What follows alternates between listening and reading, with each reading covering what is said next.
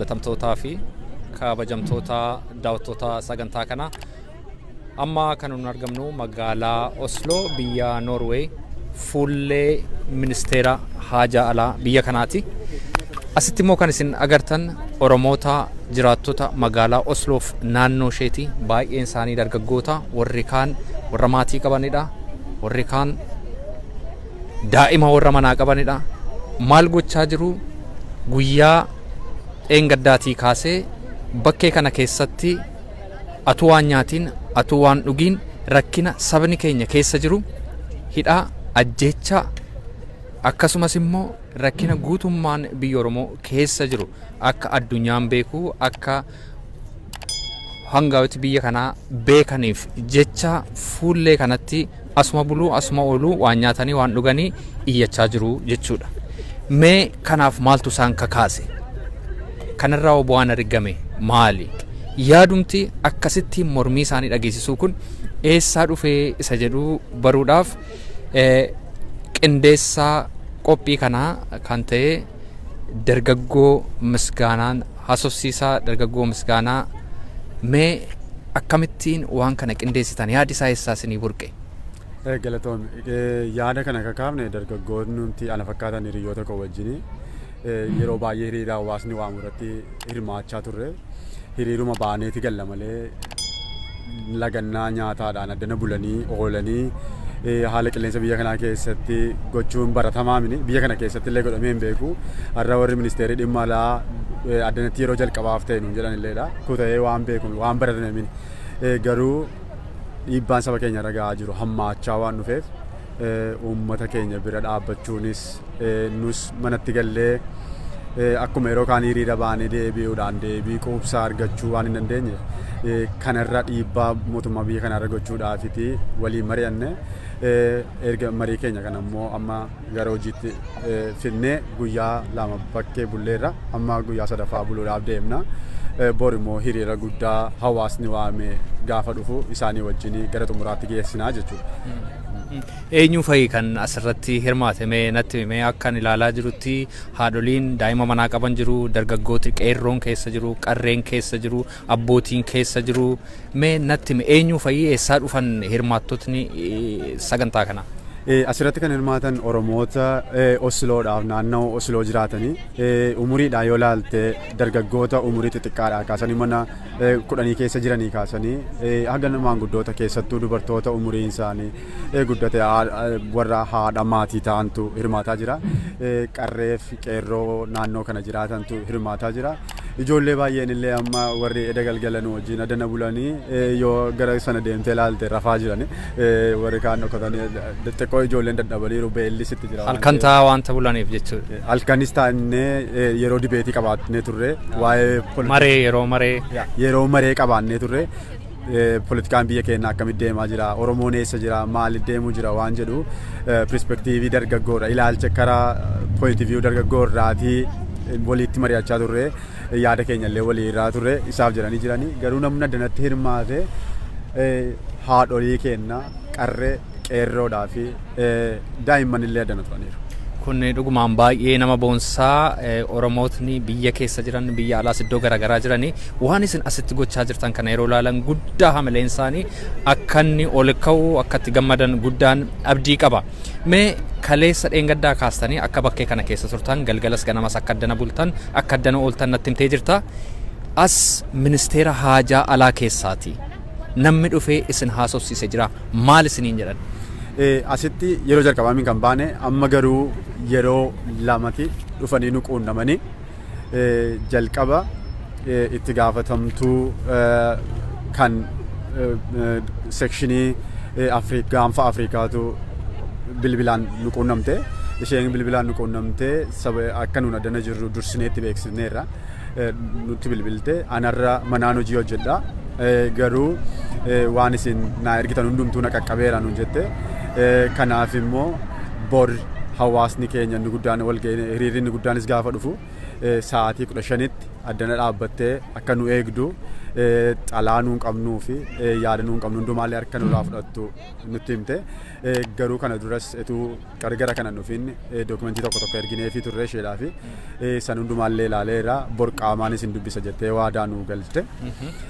Inni gara biraan kan nuun baay'ee itti gammannee hojjetaa jirru walgahii isin waamna Oromoon maal keessa jira kara keessan immoo waan keessa jiru haa dhageenyu miidhaan Oromoo irra isin gahaa jirtan maaloodha ka jedhu kana bifa orgaanaayizdi ta'eedhaan akka nuun dhiyeessinuudhaaf walgahii beellama nuu qabde. Beellamni kun ammoo nus hawaasa ijaarsa hawaasa Oromoo Osloo jiru kanaa fi dargaggoota Oromoo Osloo jiran kanaa wajjin taane waliin mari'annee akkamitti rakkina Oromoo kana yoo ibsineeti dhageettii arganna akkamitti yoo afaan dippiloomaasii akkamiitiin yoo dubbanne quuqama Oromoo kana gaariitti dhageessisuu dandeenya saba keenyaaf illee furmaata argamsiisuu dandeenya isa jedhu irratti amma borumaa kaafnee mariitti seenna. Koree ijaarannee namni walgahii kana irratti dookumentii qopheeffannaa namoota biraallee warra mirga dhala namaaf falman kana irratti afeeruu yaadne piroosesii sanatti gallaa jechuudha borii kaafne. Inni kun baay'ee injifannoo guddaadha. Ala bullee beelofnee saba keenya bira dhaabbachuudhaaf bu'aan nu buuse inni guddaan kan nutti gammadaa jirru kanadha. Yeroo baay'ee akka isaan walgahii nu wajjin ta'an gaafannee turre garuu milkoofne amma milkaa'amne isaanillee beellama nuu qabanii nus immoo beellama kana irratti bifa qindaa'een hojjechuudhaaf gammachuudhaan qophaa'aa jirra. Baay'eedhuma namatti tola kun mo'icha guddaadha jedheeni amana. Ishee itti gaafatamtuu dhimma gaanfa Afrikaan alattis namni biraa dhufee kan isin wajjin haasee jira dookumantiillee waan ta'aa jiru waa'ee biyya keenya rakkina biyya keenya keessatti dhalataa jiru ilaalchise dookumantii qopheessaa akka jirullee isinitti meera hojjetaa dhumti namas keessaa eenyuudhaan waa'ee isaa mee gabaabsii nutti. Ambaasaaddara biyya kana as keessaatti itti gaafatamummaa ni qaba. Biyya Eertiraa fi Itoophiyaatti waggaa 13dhaaf ambaasaaddara ta'ee hojjete. Amma dhufeeti yeroo lama dhufee nu gaafate har'a ganama dhufee informationii nurraa fudhatee amma isaaniif yaadi warri bakkee kana bulaa jiru miidhamni isaanii maalodha se jedhu ilaalcha keenya irraati maal akka jiru dipaartimentii isaaf dhiyeessuudhaaf jedheeti ganama dhufee nu gaafate.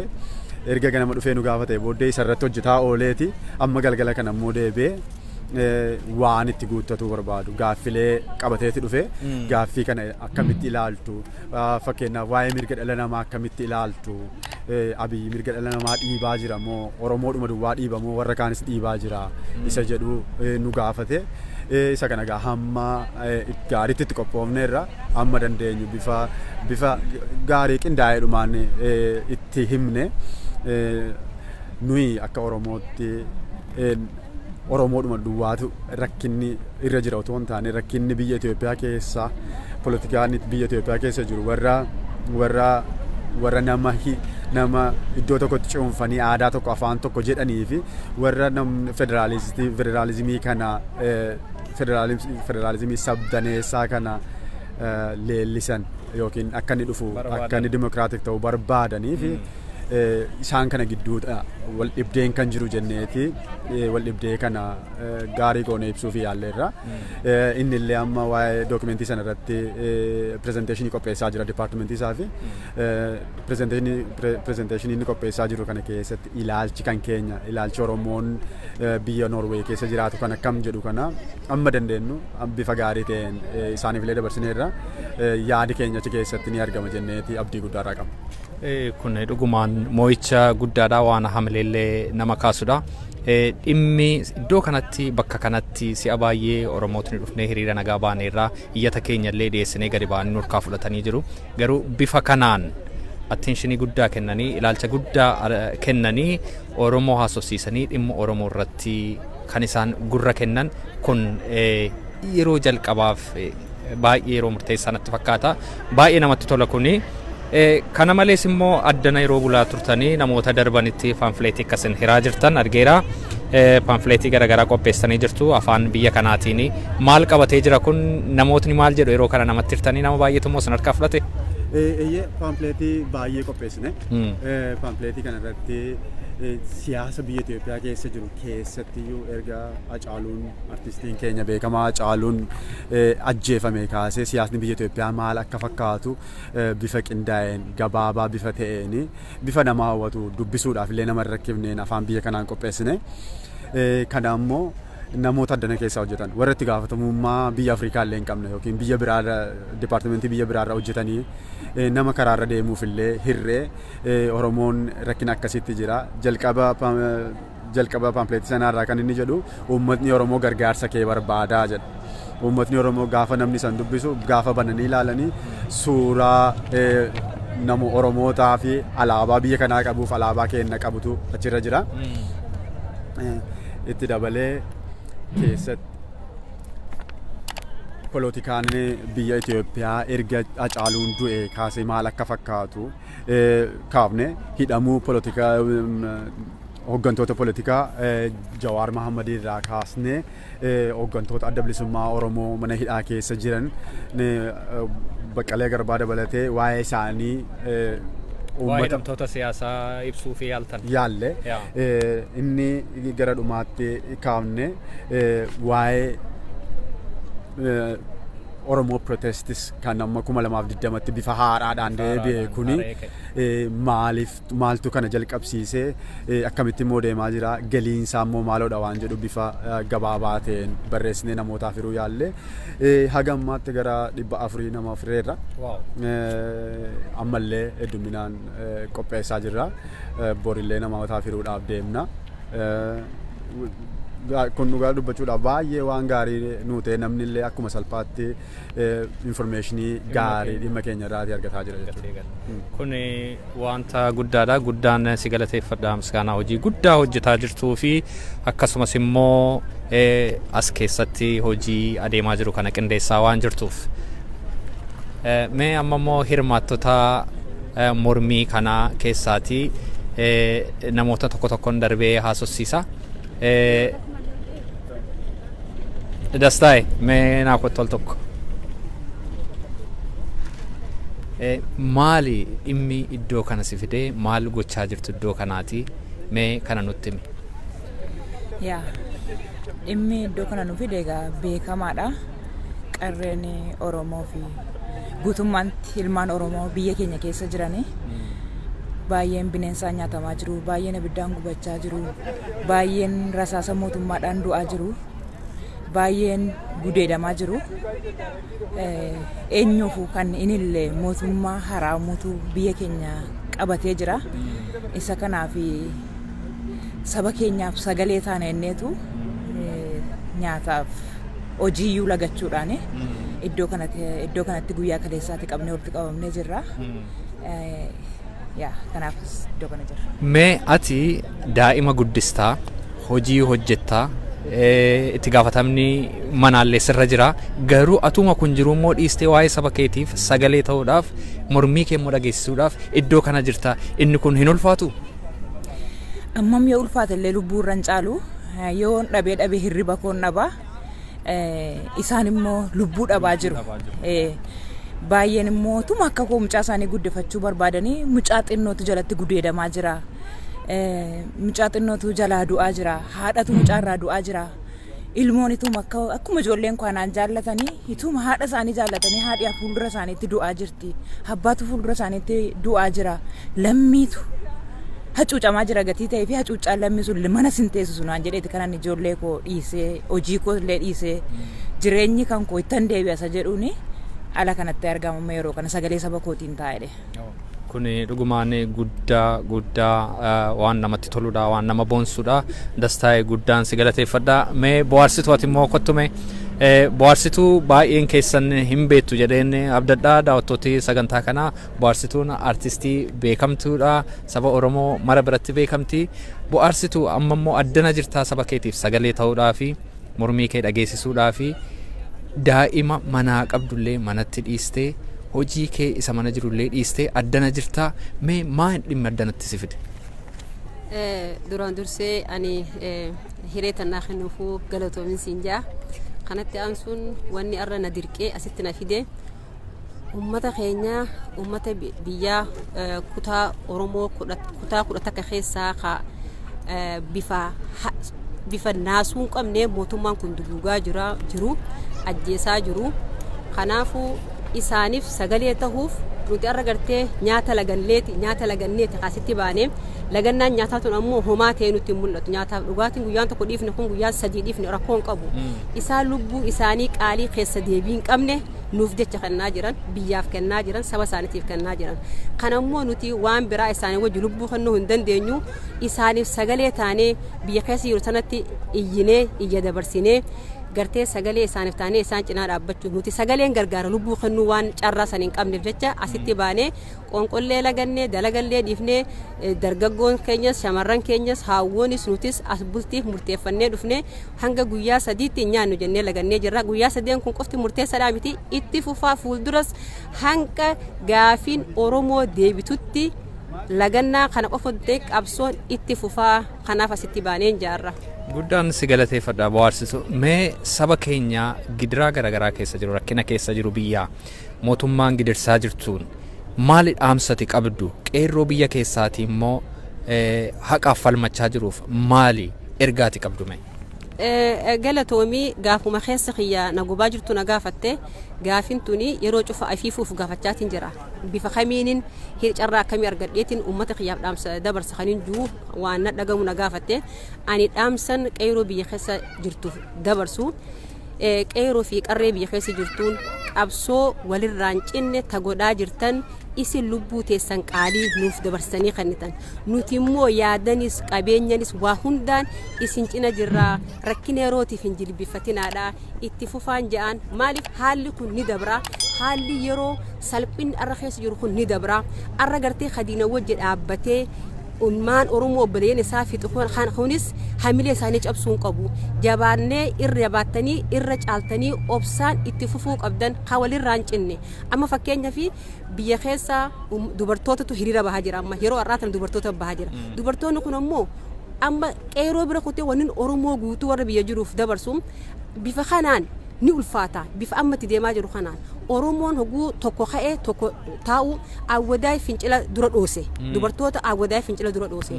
Dubartoota awwadaay galmee seenarratti qalama diimaa mul'atu galmeeffamtanii jirtanii. Kanaafuu hedduu jajjabaadha. Fakkii uummata Oromoo kutaa 11tiif taatan achirraa kadhoohe fincilli kun achirraa dhoohe kutaa Oromoo hunda keessatti dhoohaa jira. Warra biraatanis teessanii ilaalinaa obboleeyyan keessan ka'ara dhumaa jiru kana dubartoota mana iskuulaa mana barumsaa keessatti guuranii gudeedamaa jiran kana faraqaawwanni tun akka isin hin geenye jabaadhaa.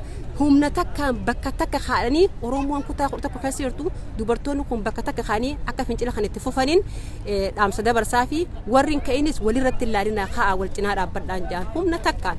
Kana malee furmaanni biraan jiru. Dhumaatinis mana teenyis waan dhumu jiruuf jecha mormii walirraan hin cinne dubartoota fi ijoolleen akka saalan addatti bahaa jiran kana ka walirraan cinne itti fufuu qabaniin jaguu kun ka'u kun taa'uu qabu.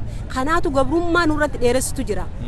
Gartee hidda gabrummaa kanaa jabeessaa jira. Hidda gabrummaa kana fonqolchuuf ummanni Oromoodha waliigalaan keessa fi alaan harka wal qabatee waan kana ka'u. Dubartoota ka'e kan dubartoonni kutaa 11 ka'uu qaba. Maaf ta'an ummanni amma harargeen kaatee jirti.